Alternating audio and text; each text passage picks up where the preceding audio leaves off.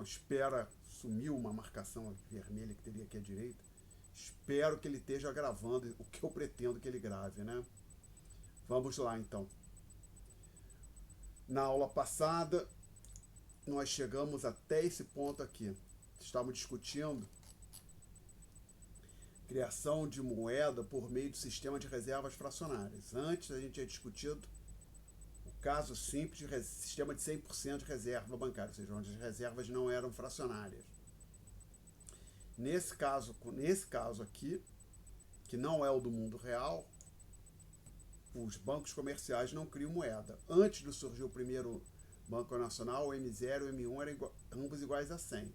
Surgiu o primeiro Banco Nacional, a gente continuou com M0 igual a M1 igual a 100. Agora, a gente já passou para o sistema que chama de moeda, no qual os bancos mantêm reservas fracionárias. Ou seja, nem tudo que é depositado eles entesouram, guardam. E aqui, por simplicidade, nós estamos admitindo que eles mantêm 10% dos depósitos como reservas.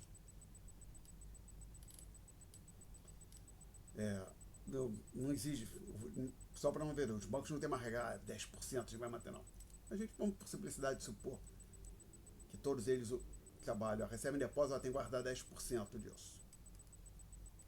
Aí a gente analisou o que acontecia no primeiro Banco Nacional, quando ele passava a trabalhar com 10% de reservas, e acontecia o seguinte: o M1 passava para 190, o M0 não mudava, continuava em 100, mas o M1 passava para 190.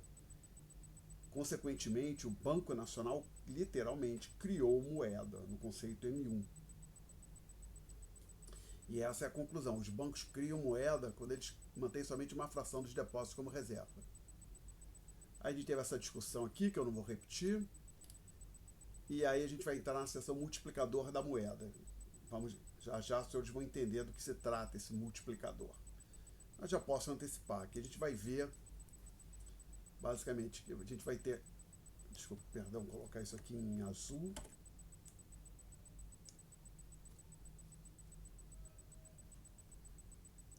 Lembre que o M1 é sempre maior que o M0. A gente vai ter um número, um Mzinho, que vai satisfazer essa condição aqui.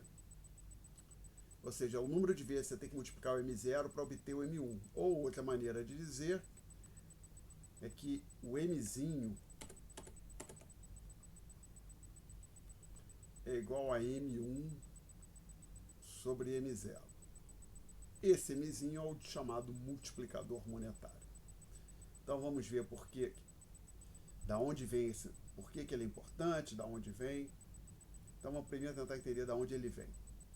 Perguntas até aqui?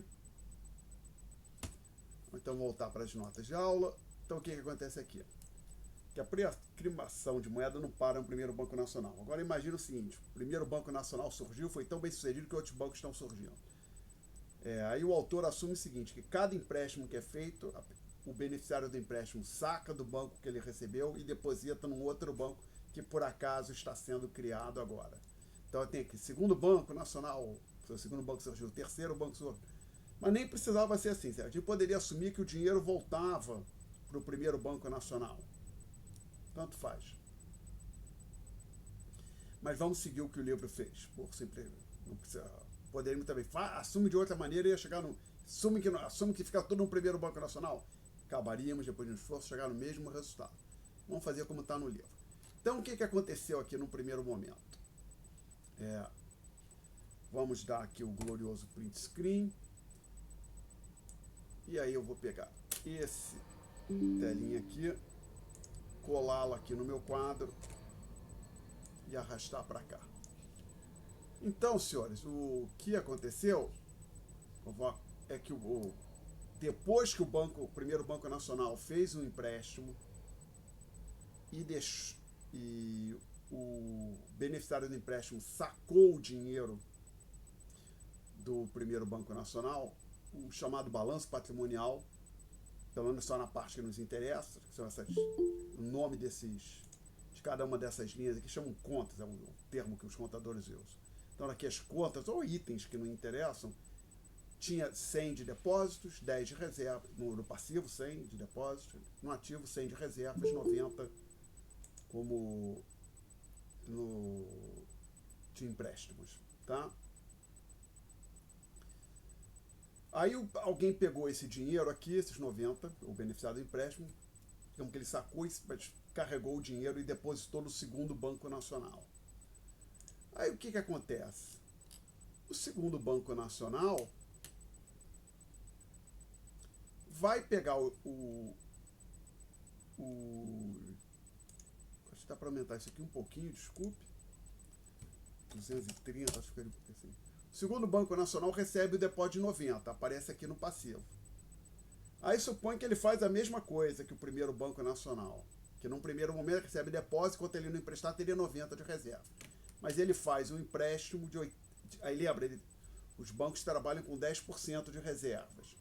Então, o segundo Banco Nacional recebeu o depósito de 90, 10% disso é 9, ele guarda então 9 como reservas.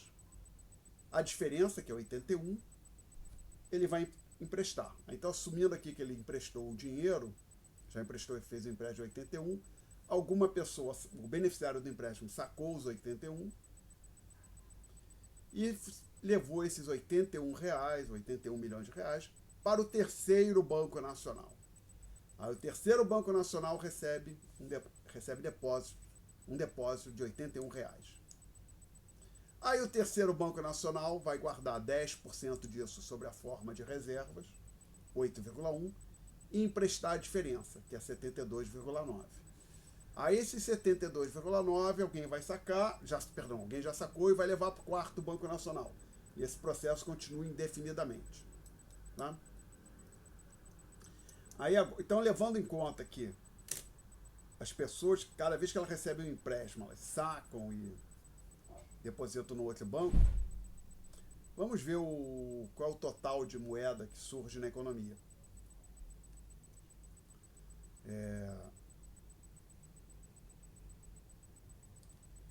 Qual é a oferta total de moeda, então?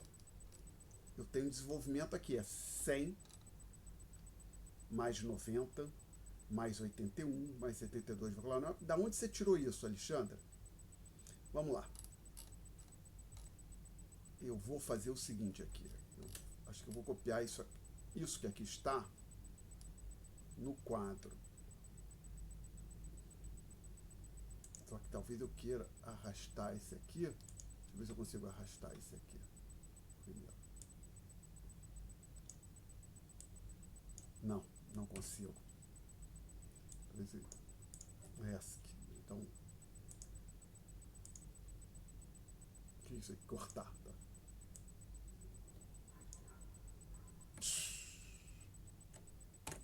Cortou tudo. Não tenho a mínima ideia do que eu fiz aqui, gente. Deixa eu tentar dar copiar isso aqui. Ctrl C, mais fácil abrir um arquivo novo. Esse software é muito útil, mas tem um monte de coisa que eu me enrolo aqui. Novo. Não quero. Dá editar, colar. Ok, como se foi. Acabou que foi a melhor maneira de lidar com o danadinho. Bota ele aqui.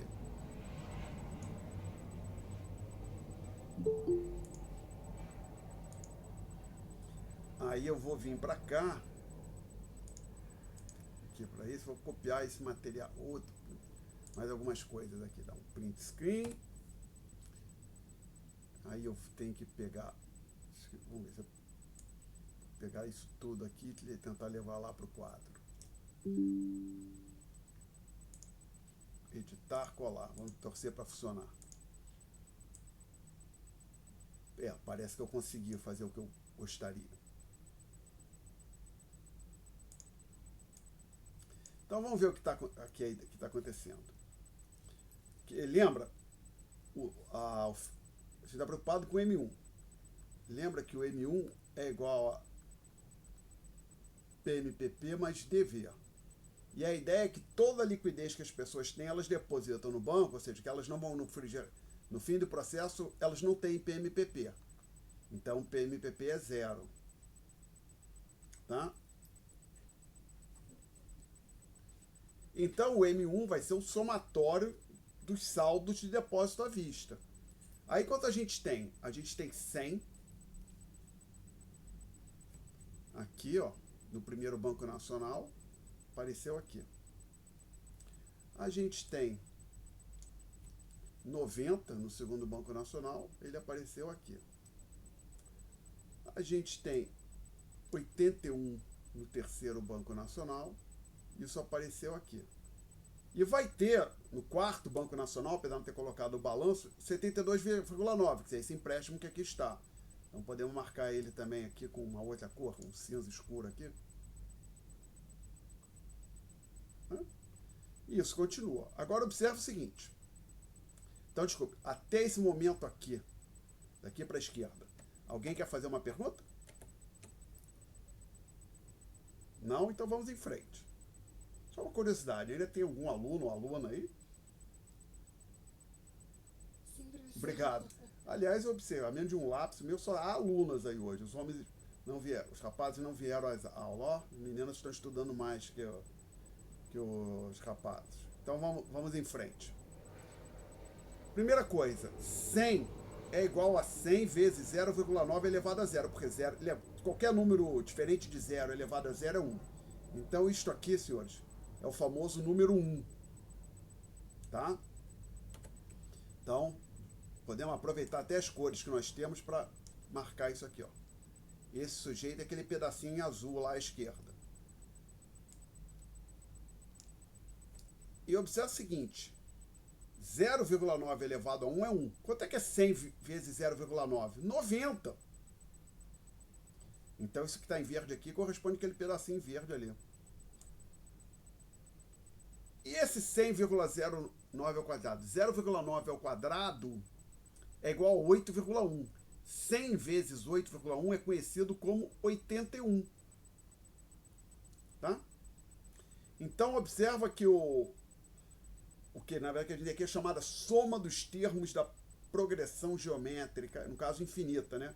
Progressão geométrica é quando os termos vão sendo multiplicados por uma mera constante, no caso que é a chamada razão. A constante que é multiplicativa aqui é o 0,9. Alguma pergunta, gente?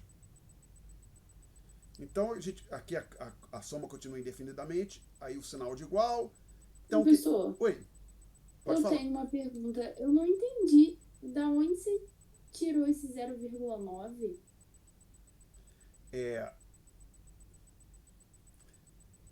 Vamos lá. Se você olhar aqui o que está acontecendo, cada termo desses, por exemplo, olha esse aqui, ele é igual a 0,9 o termo anterior, concorda? Aí, o que eu tô, a minha afirmativa é a seguinte, olha um termo qualquer, por exemplo, 90. 90 é igual a 0,9 o termo anterior. Quem era o termo anterior? 100. Porque quanto é 100 vezes 0,9? 90, concorda? Pode, 100 vezes 0,9 é 90. Então, cada termo que está aparecendo aqui, ele é igual a 0,9 vezes o seu termo anterior. Tá? Foi daí que eu tirei o 0,9. Tá legal? Ah, tá. Entendi, professor. Obrigada. Tá, mas agora o que é mais importante aqui? Vamos olhar. Olha esse termo em azul aqui. 0,9 elevado a zero é igual a 1, tá? Então isso aqui é 100. É o que está em azul aqui. 0,9 elevado a 1 é 0,9. 100 vezes 0,9 é 90, que é justamente o que está em verde aqui. 0,9 ao quadrado é 0,81 vezes 100 vai dar justamente 81, tá? Então esse termo em vermelho aqui é justamente o que está em vermelho aqui. Tá legal? Agora, a gente pode fazer isso justamente porque o fato, um termo é sempre igual a 0,9 ao anterior. Ou outra maneira de dizer, dado um termo que aparece aqui, você multiplica esse termo por 0,9, você obtém justamente o próximo termo da soma, tá? Tá claro, Lívia? Sim, professor. Tá. Então, o que acontece é o seguinte, a gente pode pegar o 100 que está multiplicando tudo, colocar em evidência, como ele está aparecendo aqui em evidência. E aí que vai ser 100 vezes 1, porque 0,9, ou podia ser 0,9 elevado a 0, tanto faz, tá? Mais 0,9 elevado a 1, mais 0,9 elevado a 2, aí não estou escrevendo 0,9 a 3, 0,9 a 4. E aí eu não vou discutir com vocês aqui, aí vocês aceitem isso, que isso é verdade, mas possivelmente vocês estudaram isso em algum momento, vocês chegaram a estudar a chamada progressão geométrica, imagino, vocês não devem ter estudado, né? Sim. Então, se forem lá olhar as anotações lá do ensino médio, vocês vão ver soma dos termos da PG infinita. É preciso que a razão seja em valor absoluto menor do que 1, tá? Ou seja, somatório, assim dizer, K, Q mais Q ao quadrado, mais Q ao cubo, mais bababá. Pode, até deixa eu botar um aqui na frente, que é o que a gente tem, para ficar parecido. Que 1 é Q elevado a zero, tá? Isso aqui é igual a 1 sobre 1 menos Q, desde que em valor absoluto o Q seja menor do que 1, né? Q pode ter que ficar entre menos 1 e 1, né? Outra maneira de dizer, menos 1 menor que Q, que é menor que 1, tá? E acontece que o nosso Q é 0,9. Então a gente aplica esta fórmula aqui, ó, 1 sobre 1 menos Q. É exatamente isso aqui, isso aqui. Isso aqui vai ser 1 sobre 1 menos 0,9 é 0,1. Então vai ser 1 sobre 0,1, que é 10. Ou seja, essa fração aqui é igual a 10. Então você vai ter 100 vezes 10, que é 1000. Ok? Então no final desse processo todo aqui, você vai ter PMPP 0 e DV igual a 1000. Consequentemente, você vai concluir que o M1 é igual a 1000. Alguma pergunta até aqui? Não?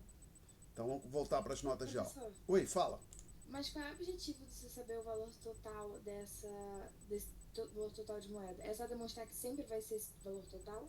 Não é que sempre vai ser 1000. O primeiro que a gente quer mostrar é o seguinte: tinha o M0, que é, vamos pensar assim, é a liquidez criada pelo Banco Central. Tá? Então o que a gente está querendo entender aqui é o seguinte: dada a moeda criada pelo Banco Central, o quanto de moeda os bancos vão criar, os outros bancos. Pode interpretar assim a nossa discussão. Tá legal? Eu respondi, Giovana? Mais ou menos. Não, peraí, vamos lá. Isso é um ponto importante.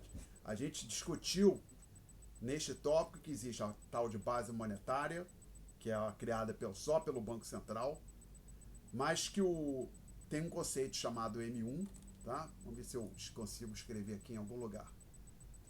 Botar em preto agora. O tal M0 é igual a PMPP, papel moeda em poder do público, mais as reservas bancárias, tá? E o M1 é igual a PMPP mais depósitos à vista, tá? O M0, só quem cria é o Banco Central, que isso é, como a gente pode discutir, é um passivo do Banco Central. O M1 é mais complicado, porque isso aqui é passivo do PMPP, é passivo do Banco Central, mas o DV é passivo e, consequentemente, criado pelos bancos comerciais, como o Banco do Brasil e os outros. E como a gente já discutiu, usualmente o DV vai ser maior que o RB. Pode ser até igual, mas é um caso limite. Tá? É o caso de reserva de 100%. Então, a pergunta que está sendo colocada é: dado o M0, o quão longe os bancos conseguem ir em criação de moeda? Você pode interpretar assim.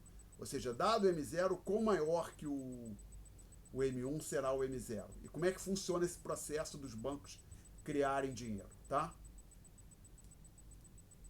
Mais perguntas, gente? Mais perguntas. Bom, então, voltando aqui para as notas de aula, a gente chegou, então, à conclusão, que tínhamos falado ali no quadro, que o M1 era igual a 1000. E aí aparece aqui algo que eu já discuti. Aí agora eu vou dar... Agora eu vou apagar isso aqui. Não era isso que eu queria, não. Eu quero... Bati no botão errado. Deletar. Ah, aqui tem um negócio. Não sei porque eu não consigo. É mais fácil de novo. Criar um arquivo novo. Não quero salvar nada. Ele batia, não apaga tudo. Alguma coisa que eu colei alguma primeira vez, ele não apaga. Até eu não entendo muito bem. configurações, a maneira de funcionar desse software, é mais fácil criar um arquivo novo.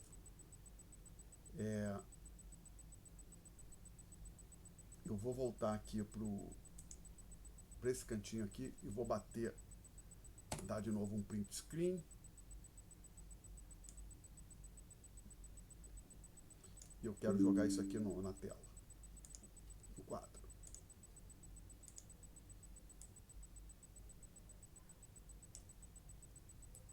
Então vamos lá, gente.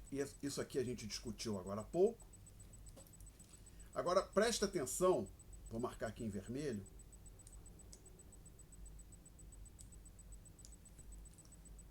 Para esse termo aqui.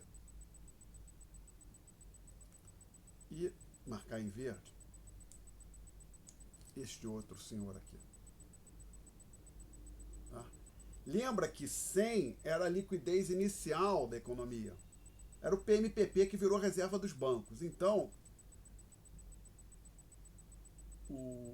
desculpa, eu vou trocar isso aqui. Vou botar outra coisa. Esse verde acho que não aparece muito bem.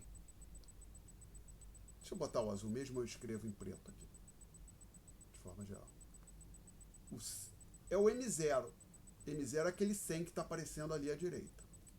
Tá? E aquela fração? Lembra que a gente mencionou que os bancos trabalhavam com reservas? Aqui, então, esse R maiúsculo quer dizer a razão de reserva dos bancos. Outra maneira de dizer, o R é o RB, lembra? RB são as reservas bancárias totais, tá?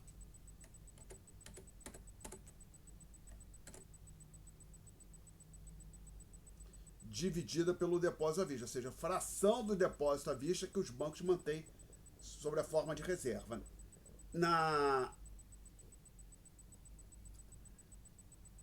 Eu estou chamando de R. E observe que 10% é igual a 0,1.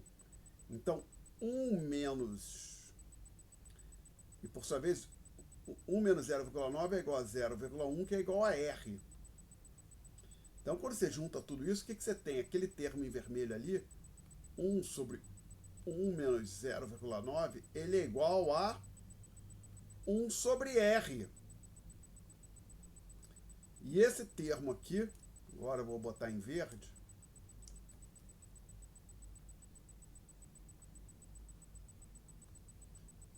é igual a esse outro μ aqui, então, que foi o nosso M1, né? Então, a conclusão que a gente tem é que o M1 é igual a 1 sobre R, que é a fração, vezes o 100. Só estou colocando à direita o 100, tá? Que é o M0. Ora, mas aí os economistas têm um nome para isso aqui. Porque, veja, eles chamam isso aqui de M, que, como eu tinha falado, M1 sobre M0 é o tal multiplicador monetário. Então, o que interessa aqui para nós no momento é que aquilo que os economistas chamam de multiplicador monetário é esse 1 sobre R, onde R é a chamada razão de reservas. Fração das reservas que os bancos mantêm fração dos depósitos que os bancos mantêm como reserva. Ok? Alguma pergunta até aqui, gente? Então, nesse exemplo simples, o multiplicador monetário, então vamos lá. Primeiro, você pode pensar assim, aproveitando a pergunta que a Giovana tinha feito. O que a gente está preocupado? Existe uma liquidez inicial, por isso que o M0 é chamado de base monetária, é a base de toda moeda que existe na economia, pode interpretar, independente do conceito. Vamos pensar assim, a primeira... é a liquidez inicial criada pelo Banco Central. Aí os bancos incrementam essa liquidez por meio dos empréstimos. Isso acontece porque eles trabalham com reservas fracionárias. Então a nossa pergunta é quão longe os bancos vão nesse processo? Outra maneira de colocar, qual é o valor deste M aqui? Porque se esse Mzinho fosse igual a 1, você estaria dizendo que M1 é igual a M0 e os bancos não estariam criando liquidez adicional, tá legal? E o que esse exemplo que a gente discutiu ilustra, que nas condições do exemplo, o Mzinho é igual a 1 sobre R. Tá? Agora um ponto importante. Neste exemplo, como todo livro-texto de introdução à macroeconomia faz, nunca vi um que fizesse diferente, se assumiu que o PMPP é zero. Ou seja, que o público não bancário não carrega moeda espécie, só querem tudo depósito à vista. Então a ideia é assim, as pessoas tinham 100 milhões de reais em espécie na mão, surgiu o sistema bancário, elas ficaram encantadas de botar aqueles 100 milhões de reais nos bancos, e passaram a usar só cheque, cartão de débito, Pix e coisa. Não pararam de carregar dinheiro espécie, tá? É uma hipótese simplificadora. Em cursos mais avançados, por exemplo, em graduação de economia, aí no terceiro ou no quarto período, num curso de economia monetária, o aluno vai ver uma fórmula um pouco mais complicada do multiplicador monetário, onde você abandona a hipótese que o PMPP é zero. Mas o princípio é o mesmo. A ideia é que os bancos criam liquidez por meio dos empréstimos. Perguntas até aqui? Não? Então vamos voltar aqui para as notas de aula. Ok, então agora nós vamos passar para a seção Instrumentos de Controle Monetário do FED. Estaremos próximos, se eu não estiver confuso, de encerrar este tópico. Só olhar aqui no papel. Acho que a gente deve encerrar hoje. Então vamos ver o que a gente vai discutir agora. Então vamos lá, tentar a gente entender o problema. Então a gente tinha falado em algum momento que a quantidade de moeda impacta outras variáveis na economia, e no próximo capítulo a gente vai ver particularmente os preços, o nível de preços. Tá? Então, o Banco Central, o governo de forma mas no caso compete ao Banco Central, quer controlar a quantidade de moeda da economia. E o problema é que controlar a base monetária talvez não seja suficiente. E lembre que o Banco Central ele tem controle do M0, no sentido, lembrando, que o M0 é um passivo do Banco Central. Então você pode até pensar assim, se o presidente decreta um mês de férias para o Banco Central, o Banco Central não vai fazer nada, vai ficar parado por um mês. Aí o M0 congela. Então, se o Banco Central não... Quer dizer, congela quer dizer o seguinte, por um mês o M0 não muda. Então, se o Banco Central quiser, ele controla a base monetária. Pode perguntar se é uma boa ideia fazer isso ou não, mas ele tem esse poder. Tá? Agora, o diabo é que as pessoas não usam só M0 para fazer pagamento. Por exemplo, você usa cheque, você usa Pix. Então, preciso controlar algo mais amplo que o M0. No caso, a gente está olhando para o M1. E aí, o diabo que se desenha para o Banco Central é que o M1, não, ele não controla sozinho. A gente acabou de ver aqui um exemplo no qual os bancos, um exemplo bem simples que ilustra, os bancos comerciais, como o Banco do Brasil, Santander, Bradesco, eles criam moeda por meio dos empréstimos. Aí como é que... E aí? Não dá para o Banco Central não fazer nada? Não. O truque é justamente o tal do multiplicador monetário. Que observa o seguinte, a gente tem essa formulazinha aqui, então.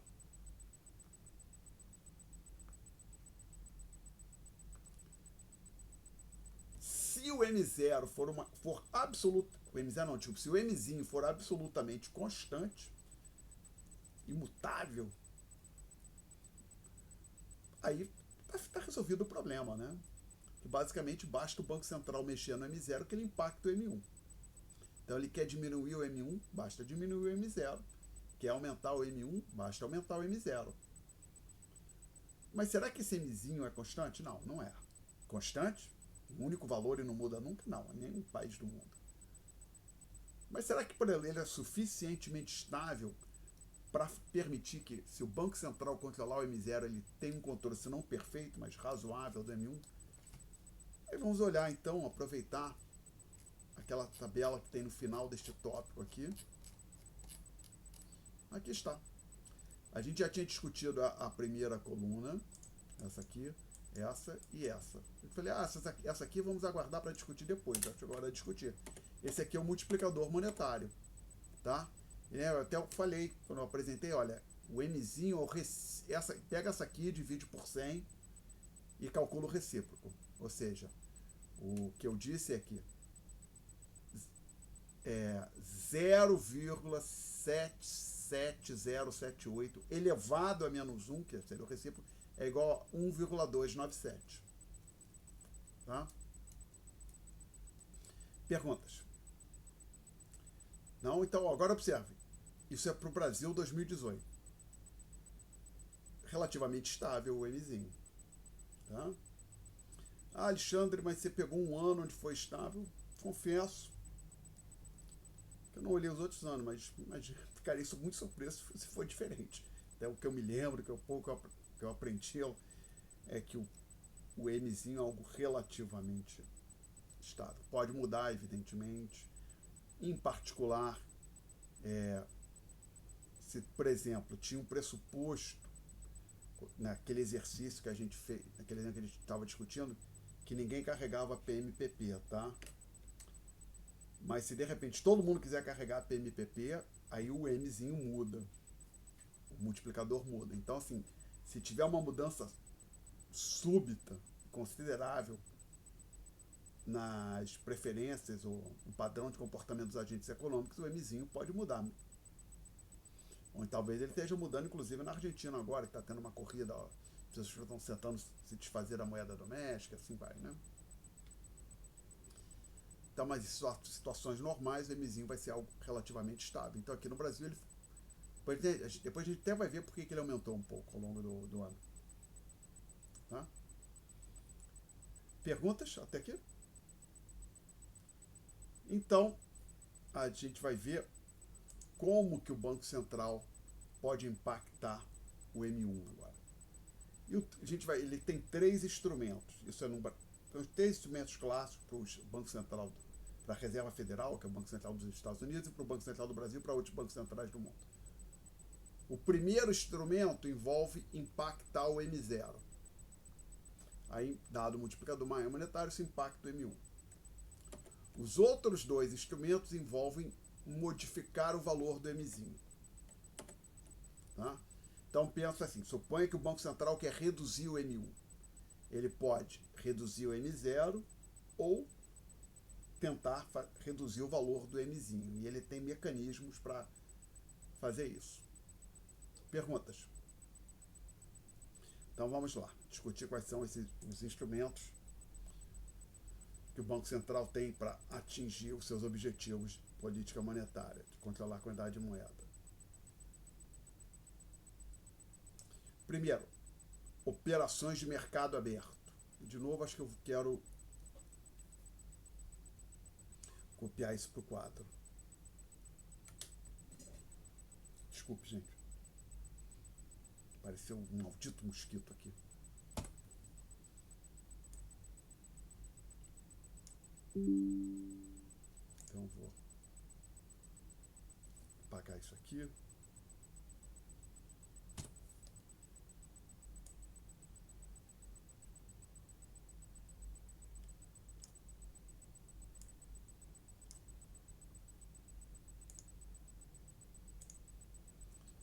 Então, senhores, o Banco Central, ele pode, lembrando, o objetivo é controlar o M1. E a gente tem esta fórmula aqui.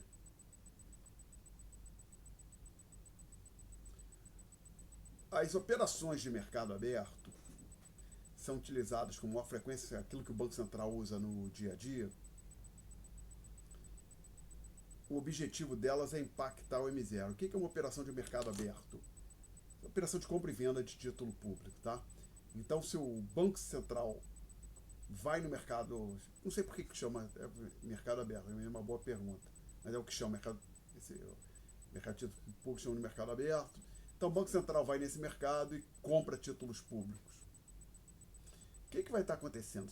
Imagina que o Banco Central chega, vira para o Bradesco, para o Banco do Brasil e diz: eu quero comprar títulos, por favor, vocês têm títulos do Tesouro, me entrega alguns títulos que eu vou te entregar dinheiro. Lembra que vai acontecer, ele vai aumentar o saldo do banco, né, do banco com o qual ele estiver fazendo a operação na conta de reservas. Então o Banco Central pega títulos públicos, recebe títulos públicos e entrega para os bancos dinheiro, moeda, no caso na forma de reservas bancárias. Então quando o Banco Central compra títulos públicos, ele expande a base monetária. Quando o Banco Central vende títulos públicos, é o contrário, que ele vai estar entregando títulos para os bancos e vai estar recebendo dinheiro ou reservas desses bancos. Então ele expande, vendendo títulos públicos, ele contrai a base monetária, ele expande a base monetária comprando títulos públicos. Então, compra de títulos públicos, expansão da base monetária. Venda de títulos públicos, contração da base monetária. E aí, como o M0 vai, por exemplo, se ele estiver contraindo o M0, teremos uma contração no M1. Tá? Alguma pergunta? Ok. Essas, como já está escrito ali, são utilizadas das três opções, três instrumentos que o Banco Central utiliza com mais frequência. Inclusive, veja, é algo que o banco, é uma operação que o Banco Central faz com os outros bancos, e os bancos se engajam nessa operação, se tem interesse ou não tem. O Banco Central não precisa baixar uma norma, usualmente obrigando os bancos a fazerem isso, é algo. São transações voluntárias, que o Banco Central também, se ele achar que, por exemplo, comprei títulos de público demais, eu não devia ter comprado tanto título público, ele pode voltar para o mercado e desfazer parte da compra, ou seja, comprei título público, cheguei a comprei demais, então também posso imediatamente, o Banco Central pode imediatamente ir ao mercado e vender parte dos títulos. Alguma pergunta sobre o item 1? Vamos passar para o item 2. Desculpa. Fala, Lívia. É rapidinho, só para eu confirmar. Então, se o Banco Central quer diminuir o M0, ele vende títulos públicos para bancos comerciais. Sim, que ele entrega títulos para os bancos e, como contrapartida, ele recebe dinheiro. Então, ele tira dinheiro de circulação. Sempre que dinheiro entra no Banco Central, ele está contraindo a base monetária, como se o dinheiro saísse de circulação, tá? Tá, entendi. Obrigada. Nada. Inclusive, o Banco Central tinha, ainda por anos, vou ficar surpreso se não tiver, ele tem lá um departamento chamado Departamento de Mercado Aberto, que é provavelmente o mais importante departamento do Banco Central do Brasil. Tá? Mas tem dois outros instrumentos. Os outros dois instrumentos impactam o Mzinho, tá? E aí a maneira que eles funcionam é um pouco mais sutil do que esse das operações de mercado aberto. Operações de mercado aberto, pensar algo assim, o Banco Central vende alguma coisa, ele recebe dinheiro, tira dinheiro da economia, contrai a base monetária.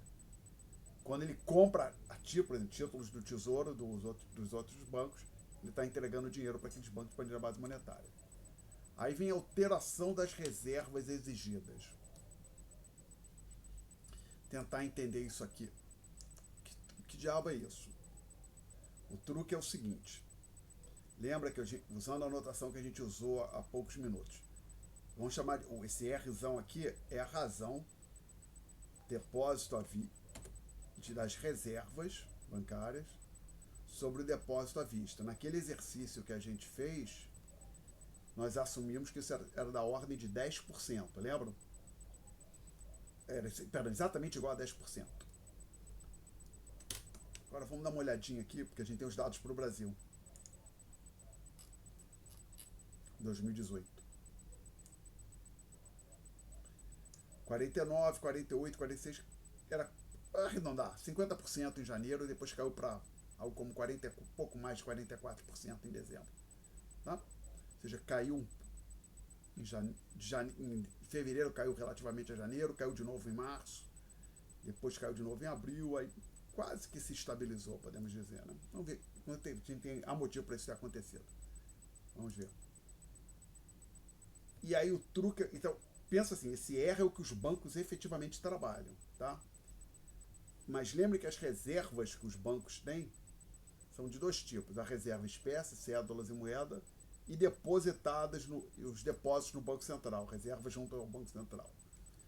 Você pode, então, R é o que o banco efetivamente usa. Você pode dizer que na prática o R ele tem dois componentes. Um que eu vou chamar de R barra, mais o RL. L de livre, tá? O que assim, que o barra é um mínimo que o Banco Central exige. Então o Banco Central ele chega para os bancos e diz: vocês têm que ter pelo menos 10%, 20% de reserva. Temos até aqui os dados para o Brasil. Era em 2018, foi 40% de janeiro, fevereiro, março. Isso caiu para 25%, ou seja, ficou em 25% de abril, novembro, e caiu para 21% em dezembro. Tá? Então observa que o Banco Central mudou isso duas vezes ao longo de 2018. Na virada de março para abril caiu de 40% para 25%, e de novembro para dezembro caiu para 21%, 25% para 21%. Então, só para não ter dúvida, esses números aqui, 40, 25, 21, dizem respeito a esse R barra. Agora, então, lembrando, 40, 25 e 21. O máximo que o Banco Central exigiu foi 40. A gente olha aqui de novo, os bancos sempre estavam acima do máximo, sempre estiveram acima do máximo que o Banco Central exigiu, porque eles tinham reservas além daquela que o Banco Central estava exigindo, tá? Alguma pergunta até aqui? Não? Então, mas o truque é o seguinte: supõe que o Banco Central anuncia um acréscimo aqui de uma diminuição, que seria na direção contrária. Eu também vou fazer diminuição, como o Banco Central fez. Os dados que a gente tem ali são de diminuição, vou botar diminuição. Estou reduzindo as reservas exigidas. A expectativa do Banco Central, quando ele faz isso, é que este sujeito aqui também caia, tá?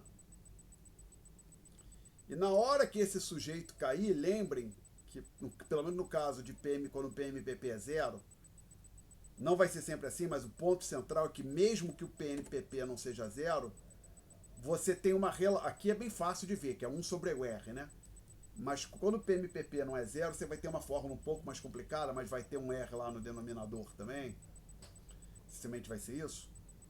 O fato é que mesmo em casos mais complexos, existe uma relação decrescente entre o multiplicador monetário e o R, que o ponto, lembra, a ideia é simples. Vou pensar, a intuição. Como é que os bancos criam moeda? Por meio dos empréstimos. Quanto menor forem as reservas que eles estiverem mantendo, mais empréstimos eles farão, mais moeda eles criarão. Então o multiplicador monetário ele é tão maior quanto menor for o R. Tá? Então na hora que o Banco Central reduz o R barra, ele está esperando que os bancos reduzam o R, que é o total, consequentemente o multiplicador monetário cresça, e crescendo o multiplicador monetário, o M1 cresça. Então aqui, quando o Banco Central estava reduzindo as reservas que ele exige dos bancos, ele tinha a expectativa que isso ajudasse a expandir o M1. Então você estava vendo, a política monetária estava ficando mais folgada. O pessoal tem essa terminologia. Quando o Banco Central começa a expandir a quantidade de moeda, a política monetária ficou mais folgada. Quando o Banco Central começa a reduzir a quantidade de moeda, a política monetária ficou mais apertada. Perguntas? Não? Então, agora podemos aproveitar esses números que aqui estão. A gente tem 40. Vamos ver se eu consigo minimizar as coisas. Aqui, botar 2 quadros de uma. Ah, não, que saco. Bom, vamos ver se eu conseguir botar ele no tamanho certo. Quando você querer, eu dei um zoom aqui. Deve ter dificuldade para desfazer. Vou diminuir isso aqui, que eu estou querendo botar no mesmo quadro. É o problema. Se o professor tem dificuldade. Peraí, então já sei o que vou fazer. Vou fazer assim.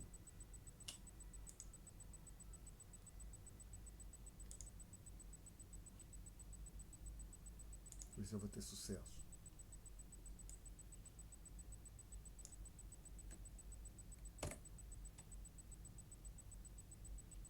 Abri um outro negóciozinho de figuras aqui, o glorioso Paint. Ok, que esse aqui eu tenho mais facilidade de mexer algumas coisas. Então, aí vou trazer aquela tabela aqui do... Só que eu vou ter que diminuí-la. Ah, não, posso até deixá-la aqui. Só que isso vai ter que lembrar que os meses estão à esquerda, né? Acho que a gente consegue. Ou podemos até fazer assim. Não, aí... Saco. Não, tem que fechar aqui e trazer aqui para baixo, talvez. Bom, vamos deixar assim. A gente está cortando os meses finais só. Então, o que aconteceu? Era 40% de reservas exigidas em janeiro. Na época, arredondando isso aqui para 50%, as reservas livres dos bancos eram justamente da ordem de 10%. Aí o Banco Central reduziu isso aqui. Os bancos... Veja, o Banco Central reduziu em 15 pontos as reservas exigidas. Em fevereiro, não fez... Podemos até olhar em abril, que foi o último momento. 44, né? Arredonda para 45. Os bancos passaram a trabalhar com reservas livres maiores, né? Aqui as reservas livres eram da ordem de 10%, aqui as reservas livres são da ordem de 20%, tá? E quando a gente chega aqui no final, como o Banco Central estava exigindo 21%, eles estavam trabalhando 44%, então as reservas livres da ordem de 23%. Então o que aconteceu é que nem tudo que o Banco Central tirou de exigência em reservas mandatórias, os bancos diminuíram, mantiveram as reservas, passaram a trabalhar com um volume maior de reservas livres. Houve uma redução, mas não de 1 para 1 com relação à variação das reservas livres, tá? Mas o fato é que houve a redução. Perguntas? Então, voltar aqui para esse sujeito. Então, é importante. Isso aqui é utilizado esporadicamente, tá? Até esse aqui, Lúcia, foi 2 mudanças no ano. Ah, mas por quê? Por que não muda toda hora? Porque, olha só, até vamos pensar, a diminuição não é nada tão sério, não é tão complicado. Pensa assim, na hora que o Banco Central diz, olha, estou reduzindo esse R barra, a notícia que ele está dando para os bancos é a seguinte: você tem... Agora eu estava te exigindo que você tivesse tanto de como aqui, 40%, agora eu só te peço 25%. Aí o banco vê o que ele quer fazer. Pode querer se desfazer das reservas, como a gente viu naquela tabela, e pode, não vou manter. Agora imagina se chegasse aqui em janeiro, tivesse acontecido o contrário, ou na virada de janeiro para fevereiro. O Banco Central virasse e falasse para os bancos: eu quero reservas, o mínimo de reservas é de 70%. Aí, por exemplo, se ele falasse, o mínimo de reserva é de 50%, arredondando esse número aqui para 50%, lembra, era 40%. Aí ele diz, indo para janeiro isso vai ser 50%. O que aconteceria é o seguinte, os bancos diziam, a minha reserva livre virou reserva obrigatória. E o fato é que os bancos precisam ter algumas reservas livres. Não muito grande, mas precisam ter. Eles teriam que tentar conseguir dinheiro de alguma maneira. Mas ainda assim não seria o fim do mundo. Mas imagina se aqui, chegando aqui, os bancos com reserva de 50% e o Banco Central falasse: eu quero reservas da ordem de 70%. Aí os bancos ficariam numa situação difícil, né? Porque eles teriam que conseguir dinheiro adicional. E o problema é que a quantidade total de reservas na economia está fixa, que muitas vezes um banco que precisa de reservas pode pegar reservas emprestadas com outro banco que tenha reservas em excesso e esteja disposto a emprestá-las. Então, particularmente, a elevação pode forçar os bancos a, inclusive, pedir dinheiro emprestado ao próprio Banco Central, né? Então, isso não é uma coisa que o Banco Central fique mexendo todo dia, né? Pode causar muita... Ficar mexendo com isso toda hora pode causar bastante perturbação no funcionamento do sistema bancário. Perguntas até aqui? Não? Então a gente entra no terceiro ponto, que é alterações na taxa de redesconto, que o objetivo também é mexer com o Mzinho. Então primeiro vamos entender o que é essa taxa de redesconto. Se você for pegar o manual do Menkel em inglês, não vai falar rediscount ou second discount, não, vai falar discount rate. E se fôssemos fazer a tradução literal, seria taxa de desconto, tá? Mas tem aqui no Brasil ficou conhecido como redesconto e tem uma razão para isso. Primeiro tá entender o que era o desconto original para depois entender onde surgiu esse tal de redesconto. A ideia é a seguinte: supõe que um banco tem um título que vai pagar R$1.000. Não, de um banco não, alguém tem um título que, por exemplo, um documento que chama um duplicado, que é um documento de crédito. Alguém tem R$1.000 para receber, por exemplo, o Alexandre, não, a Casa e Vídeo recebeu mercadorias de um fornecedor, não fez um pagamento à vista, disse que deu um documento um documento de crédito dizendo que daqui a 90 dias ela vai fazer o pagamento lá de R$1.000. Mas esse fornecedor da Casa e Vídeo quer receber o dinheiro um pouco antes, ele vai no banco e leva aquele dinheiro e o que o banco, aí diz: banco, eu quero o dinheiro, eu te dou esse título aqui. Aí o banco olha: tá, por isso aí eu te pago R$950. Ele aplica um desconto de 50. Daí que vem o nome. Então, o nome de desconto veio daí. Basicamente, tem um título que vai vencer dali a 30, 90, 100, um ano, que vai pagar 1.000, 2.000, e o banco compra. Ele pode dizer para ele antecipa o resgate para o detentor do título, mas aplica um desconto. E aí o banco o banco lá na frente vai receber aquele dinheiro, né? A menos que o emitente fique inadimplente. Mas às vezes os bancos pedem dinheiro emprestado para o Banco Central. Aí a ideia é que o Banco Central, o que eu pensei ano passado é que aí o banco poderia levar para um título desse para o Banco Central, que ele já tinha aplicado um desconto, e dizer: pô, Banco Central, estou precisando de dinheiro. Aí o Banco Central olha: mas então, vou te pagar 900, aplicaria um novo desconto, tá? É por isso que daí vem o nome redesconto. Seria um segundo desconto aplicado em cima de um título que já foi descontado. Isso era na origem da operação, mas hoje em dia, na prática, essa taxa de desconto é simplesmente é a taxa ao qual o Banco Central empresta dinheiro para os bancos, tá? Então, como eu falei, a origem do nome redesconto é que em Priscas Eras, isso estava associado ao desconto, um segundo desconto de um título que algumas semanas ou dias antes um banco já tinha aplicado o desconto. Então, taxa de redesconto, taxa de juros que o Banco Central cobra dos bancos comerciais quando empresta dinheiro para os bancos comerciais. É uma taxa mais elevada que a de mercado, que o banco comercial poderia conseguir em outras situações. Então, assim, a ideia é os bancos não querem pedir dinheiro para o Banco Central chamam janela do redesconto. Tá? Bater lá quer recorrer isso porque é um dinheiro caro para os bancos. Então, a ideia é assim: supõe que um banco descubra que precisa de mais reserva, precisa de mais dinheiro.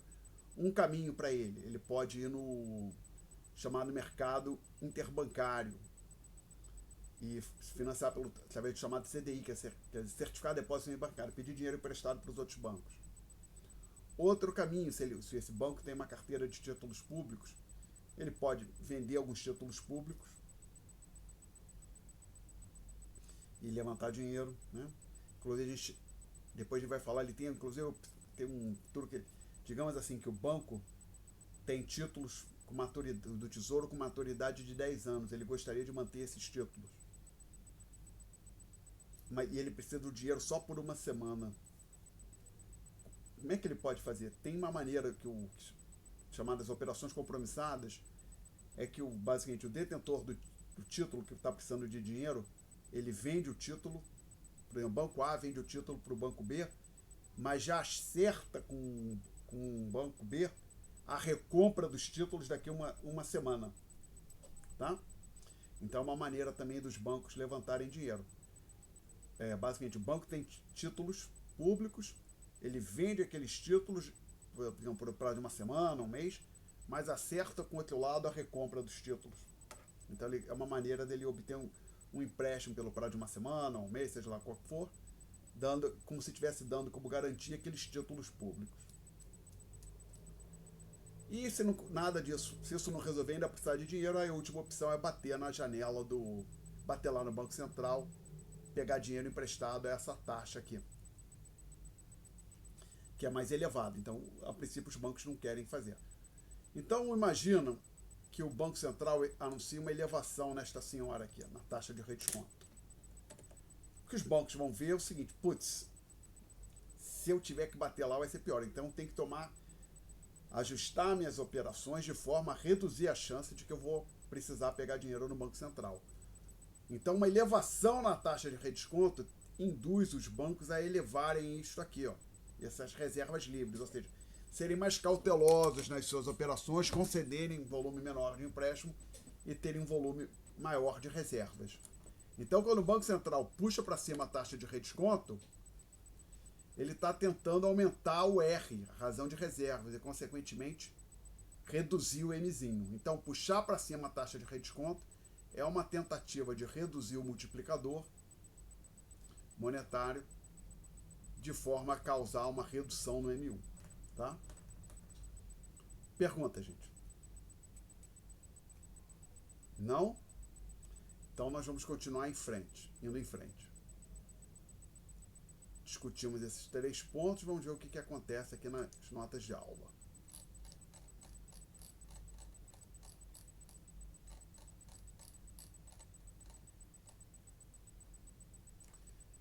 Aí tem uma seção que vale a pena os senhores lerem, sobre corrida aos bancos e oferta de moeda. Corrida bancária é algo que pode ser ruinoso para uma economia. É bem complicado mesmo, que, como a gente já viu, podemos voltar para esse material aqui, para essa tabela aqui. Observe o seguinte: os bancos, só olhar essa coluna aqui, se todo mundo correr para os bancos para sacar o seu dinheiro, falando só depósito à vista, não estou falando de poupança, fundo de renda fixa, nada do tipo, para sacar o seu dinheiro, os bancos não têm condição de fazer frente. Então, o sistema bancário só funciona do jeito que nós vemos, estamos acostumados, porque nem todo mundo saca o seu dinheiro de uma vez só. Aí, se de repente as pessoas correrem para os bancos e tentarem sacar os seus recursos, todo mundo, não precisa todo mundo de uma vez, é um número considerável de pessoas tentarem ir para o banco sacar o dinheiro, aí fica bem complicado. E aí, por que isso é uma corrida bancária? Pensa, no passado, começo do século XX, por exemplo, para alguém sacar, fosse uma pessoa física ou uma empresa, para sacar dinheiro do banco, isso envolvia, muito possivelmente, uma ida, por exemplo, fosse pessoa física, pessoal ao banco, ou, no caso de uma empresa, do representante, do chefe do departamento financeiro, do diretor financeiro da empresa ao banco, alguém autorizado a movimentar a conta da empresa, ao banco para sacar o dinheiro em espécie. Então, antigamente, corrida bancária as pessoas tinham que ir pessoalmente ao banco que estava sendo alvo da corrida para sacar o dinheiro. Hoje em dia não é mais assim. Se só um banco, todos os bancos que existem no Brasil, de repente um deles tem a infelicidade de ser afetado por uma corrida bancária. Seus depositantes começam a tentar tirar o dinheiro de lá. Hoje em dia as pessoas não precisam pessoalmente numa agência do banco sacar o dinheiro. Inclusive tem banco que nem tem agência, né? Elas podem, por exemplo, entrar no portal de internet do banco ou pegar o celular e fazer por exemplo, eu tenho dinheiro no banco X, quero tirar o dinheiro do banco X, porque eu ouvi dizer que está todo mundo tirando dinheiro do banco X, eu entro lá no aplicativo, mando fazer um Pix ou um TED por uma conta que eu tenha num outro banco. Então, as corridas bancárias não precisam ser feitas assim, presencialmente, né? Quando afeta um banco ou dois. Agora, se todo mundo quiser tirar o dinheiro de todos os bancos da economia, aí fica mais complicado e, de fato, as pessoas vão ter que ir pessoalmente. Não, se a ideia é assim, não, todos os bancos vão quebrar e quem tiver dinheiro nos bancos vai perder o dinheiro. O que as pessoas vão tentar fazer? Vão tentar tirar do banco X e mandar para o banco Y, não resolve o problema. A única solução seria sacar o dinheiro em espécie e tentar correr, por exemplo, para uma casa bancária, casa de câmbio, comprar dólar, ou tentar comprar ouro, que diabo fosse, né? Então, mas o fato aqui, então, aqui voltando, o crédito bancário pode ser algo ruinoso, que pensa, o que acontece quando uma empresa qualquer quebra? Os credores, se receberem, vão esperar um tempo para receber, e não necessariamente se receberem, porque às vezes vai ter alguém que era credor, digamos, de 5 milhões de reais de uma empresa que quebrou, a pessoa vai receber depois de 4 ou 5 anos, digamos, 500 mil reais, 1 milhão de reais. Tá? Então, quando uma empresa quebra, o que usualmente acontece é muita gente não vai receber tudo que que esperava receber. E quando um banco quebra, os seus credores também terão problemas. E entre os credores dos bancos, na prática, estão os seus depositantes. Porque quem tem dinheiro, que na hora que um banco, por exemplo, um banco fecha, o dinheiro que estava no banco está bloqueado. Aí, então, e o diabo é que os bancos, o ponto é, uma grande empresa, por exemplo, a loja americana está com problema, ela afeta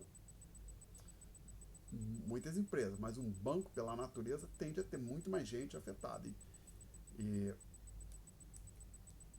pode acontecer, por exemplo, imagina um pequeno restaurante, um pequeno comércio que tinha todo o seu dinheiro no Banco X, o Banco X fecha, aí toda a reserva daquela empresa fica bloqueada, né? Então, e para complicar, os bancos têm operações entre si. Então, se o banco X tem problema e fecha, talvez isso daqui a pouco afete o banco Y, o banco Z, tá? Em particular, quando é um banco grande que tem problema, aí pode ser uma coisa muito séria. Infelizmente, que no Brasil há muito tempo não acontece, já tem tempo que não acontece nada parecido, apesar do que ali no final da década de 90, quase no fim do século, alguns bancos grandes tiveram problema. Banco Nacional, Banco Econômico, esses que eu estou lembrando. Sem contar que os chamados bancos estaduais estavam todos eles, se não todos, quase todos, numa situação muito difícil. Bom,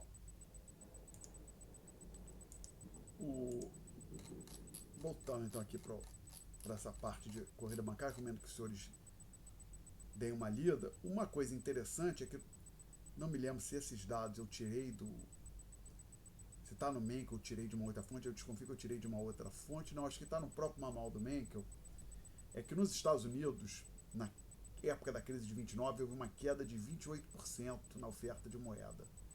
Aí ali foi o seguinte, a Reserva Federal errou. Que o problema é que começou a crise de 29, aconteceram algumas corridas bancárias. Ao invés de aumentar a oferta de moeda, forma da liquidez para aqueles bancos, o Fed permitiu que a oferta de moeda contraísse. E aí os bancos começaram a quebrar, e isso contribuiu para a severidade da crise de 29. Aí quando chegamos em 2008, 2009, a Reserva Federal e o Banco Central da Europa também, Banco Central Europeu, o nome é Banco Central Europeu, eles tiveram cuidado especial para que não cometeu o mesmo erro. Então, na crise de 2008, que parecia que foi forte também, mas parecia que ia ser algo similar a de 29, mas acabou não sendo tão forte quanto, o Reserva Federal teve cuidado, o Banco Central Europeu, de garantir que a oferta de moeda não caísse, para impedir que a gente tivesse quebradeira de banco e isso amplificasse a crise. Tá? Pergunta, gente? Não? Então vamos dar mais um passozinho. Aí eu estou mencionando já aqui que inflação e deflação não são fenômenos simétricos. Que diabo é isso que você está falando, Alexandre? Estou dizendo o seguinte, como é que você tem uma inflação de 15% ao ano? A economia não acabou, a gente já teve isso aqui no Brasil recentemente. Recentemente, não me lembro exatamente, mas em 2002 a inflação acho que passou de 20%, não me lembro. Mas dá, por exemplo, pensar o seguinte, Porque a gente tem uma inflação de 6%. Já tivemos isso recentemente no Brasil. Ora, se a gente teve uma inflação de 6%, então a gente pode muito bem ter uma inflação de menos 6%. Ou se quiser pensar na Argentina, que teve uma inflação de 100% ao ano, talvez, a gente pode ter perfeitamente uma inflação de menos 100%. Opa, aí não dá não, essa não dá. Podemos ter uma inflação de menos 80%.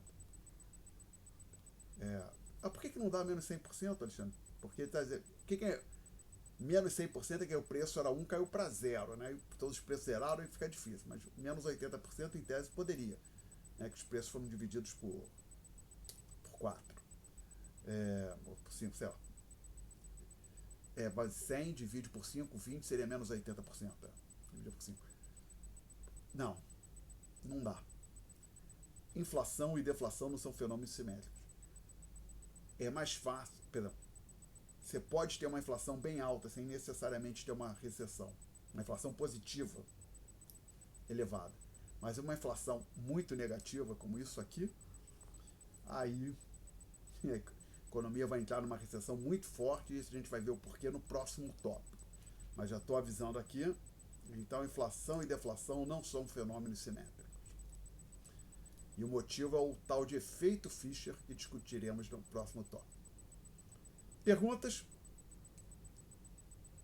Então vamos falar da chamada taxa de fundos federais. A taxa de fundos federais, em inglês Fed Funds Rate, é a taxa de juros no curto prazo que os bancos cobram por empréstimos interbancários das suas reservas mantidas junto ao Fed. Lembra? Os bancos têm reservas junto ao Banco Central, no caso dos Estados Unidos é o Fed. Agora que eu estou vendo aqui, normalmente o Fed a gente não coloca tudo em maiúsculo, né? Só o F que fica maiúsculo. Vou trocar isso na próxima versão.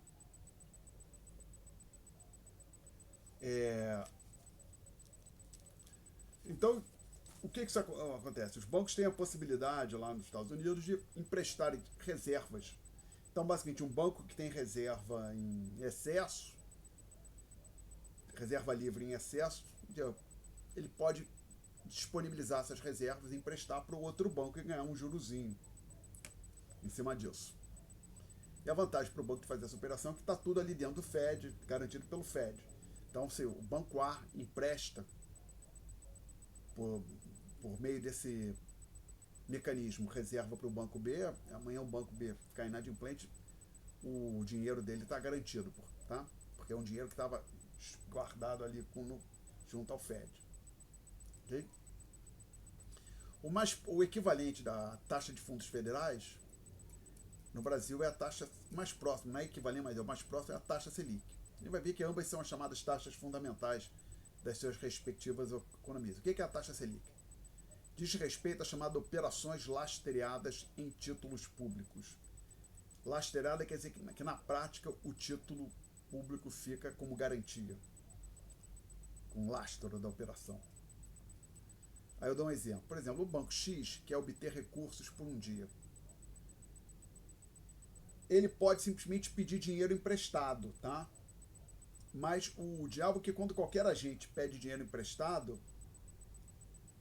uma das coisas que vai estar embutido nos juros é o risco que quem está emprestando vai estar embutido nos juros, algo que vai fazer com que os juros não seja zero, porque sempre vai ser positivo, mas dentro da taxa de juros vai estar embutido uma parcela que depende da percepção de risco que o emprestador tem. Então, por exemplo, se eu quero pedir dinheiro emprestado e eu bato na porta de um banco e o banco acha o Alexandre é péssimo pagador, não vou emprestar, ou se emprestar, cobraria uma taxa de juros mais alta para alguém que o banco acha que tem uma chance menor de ficar inadimplente. Então, e o ponto é, toda instituição tem algum risco, né? Mas o tesouro usualmente é tido como menos arriscado. Seria o agente com risco mais baixo num país qualquer, o tesouro nacional do país é o agente tido como risco mais baixo. Por quê? Uma das coisas é que ele tem o poder, por exemplo, de taxar os outros, cobrar imposto para se financiar, né?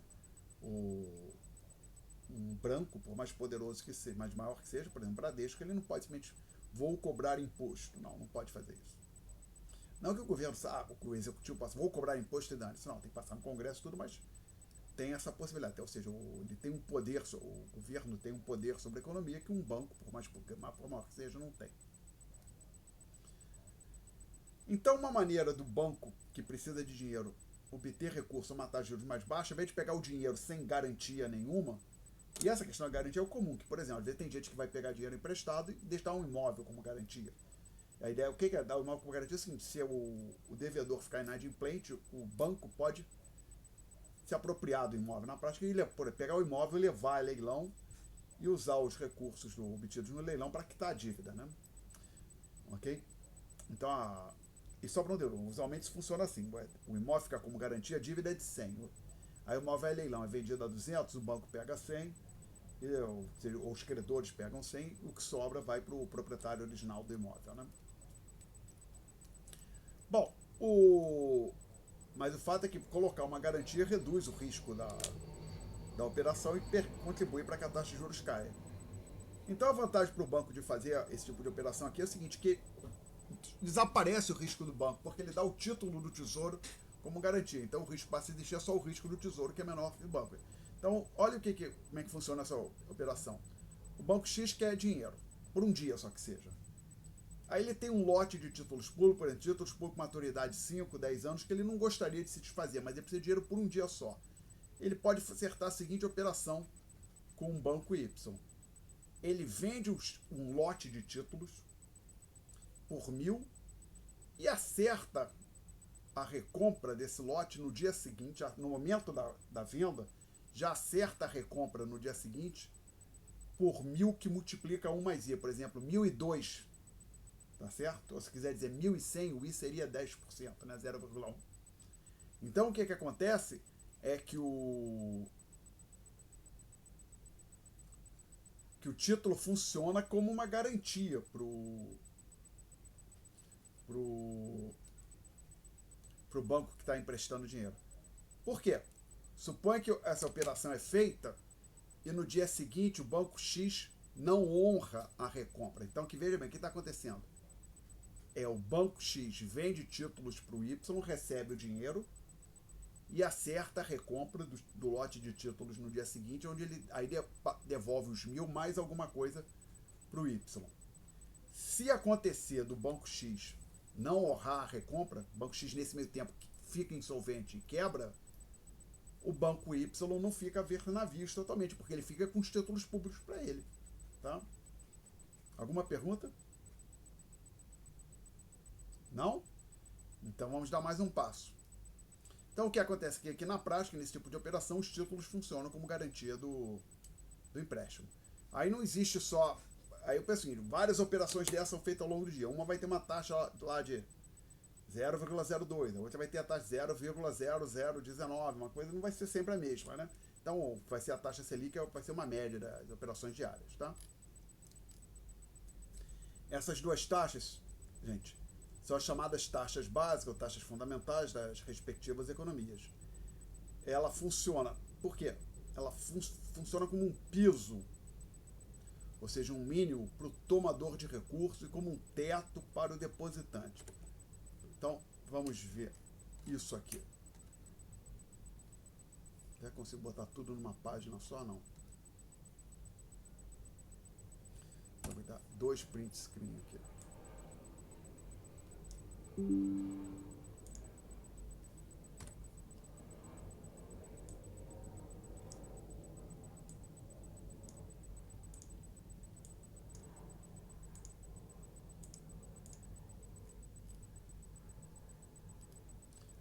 Aí copiar esse pedacinho final aqui.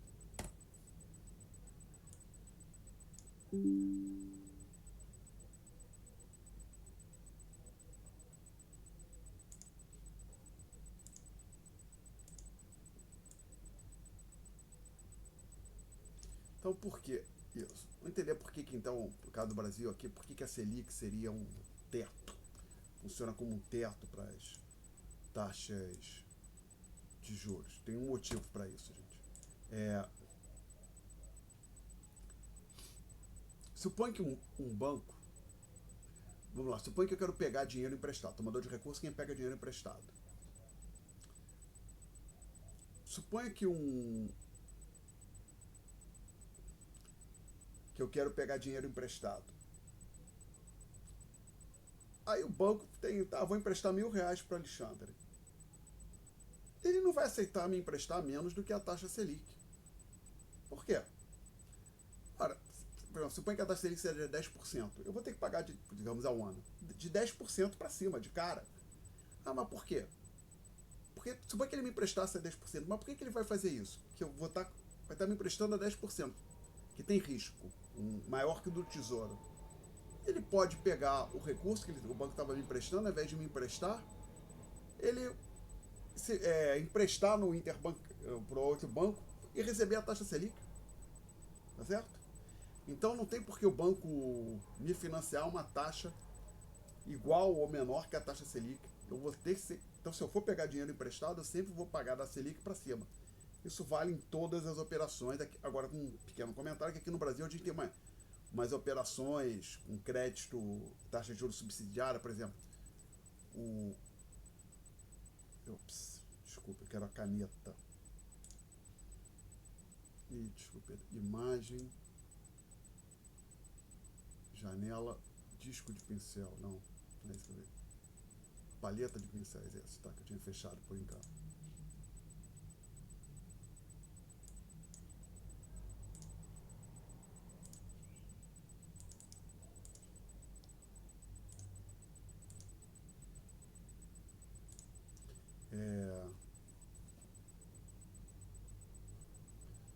Perdão. O banco pode prestar dinheiro falado? O que eu ia fazer aqui? Agora eu me perdi, gente. Desculpe. Estou ficando cansado pelo avançar da hora, né? Então lá, eu estava dizendo o seguinte: eu posso pegar dinheiro acho que o banco pode prestar recurso e que a taxa Selic esteja a 10% ao ano. Ele não vai emprestar para o Alexandre a 10% ou menos de 10%. Ah, eu lembrei. Falei, é o mínimo que você vai pegar. Ah, mas eu tenho uma chance ali de pegar menos que a Selic. Tem, talvez. Mas existe aqui o chamado Sistema Financeiro da Habitação, é uma linha de crédito imobiliário que tem uma taxa de juros mais baixa, que é regulada pelo governo, e assim vai. Então, às vezes você acha uma linha de crédito com uma taxa de juros mais baixa, tá? Uma linha de crédito especial. Mas aí você pode usar no máximo uma vez,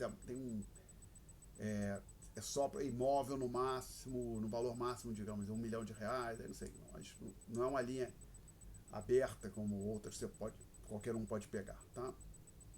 Então, o tomador de recursos, ele nunca vai conseguir empréstimo a uma taxa igual ou menor que a Selic, a menos desses casos de, por exemplo, empréstimo com linhas de crédito especiais, sistema financeiro da habitação, por exemplo.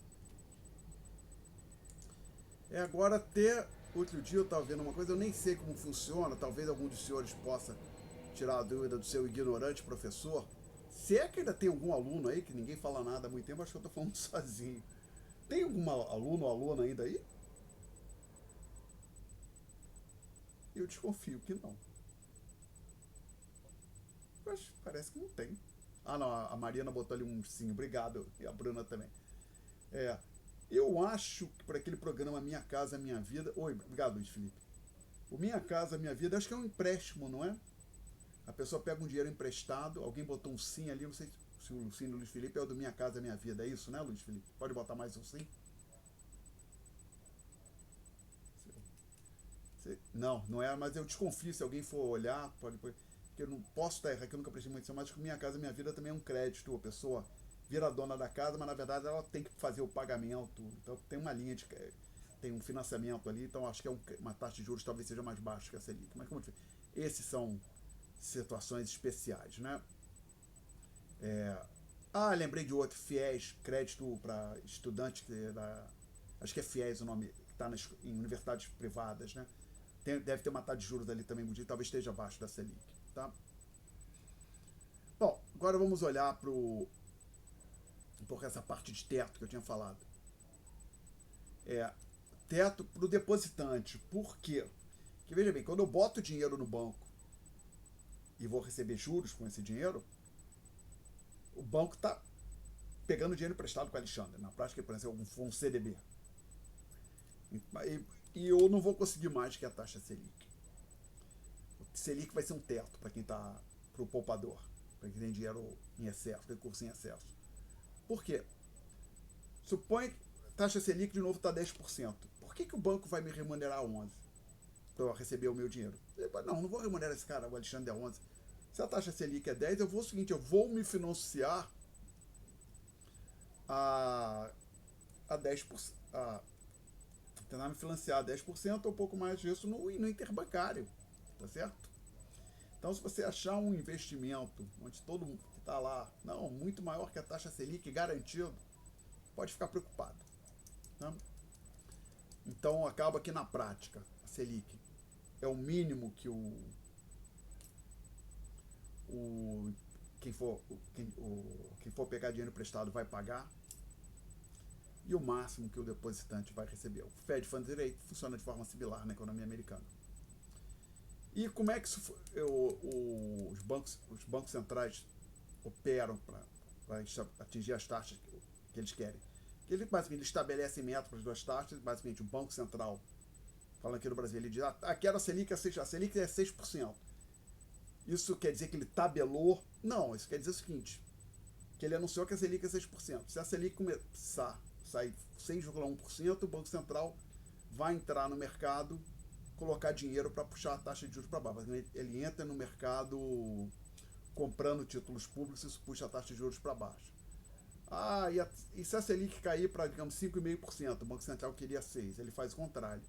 Ele entra no mercado comprando títulos públicos, vendendo títulos públicos, e com isso ele vai tirando moeda da economia, isso tende a puxar a taxa de juros para cima. Tá? Pergunta, gente? Não? Vocês têm certeza que vocês não têm perguntas? Luiz Felipe, Marina, Sofia, Bruna e Júlia. Uau! Então, senhores, nós estamos... Acho que de fato encerramos este tópico. Na próxima aula, que se tudo correr como planejado, será presencial, espero, né? Hoje parece que suspenderam as aulas em vários cantos na universidade, nem sei direito o que aconteceu. Vocês tiveram aula ontem? Ontem você também tem algum problema? Sim, presencial? Luiz Felipe? Sim, ok. Bom, hoje parece que só tinha a minha aula, por isso eles pediram para passar para o remoto, né? Então, gente, eu agradeço a atenção dos senhores, eu vou interromper aqui a gravação.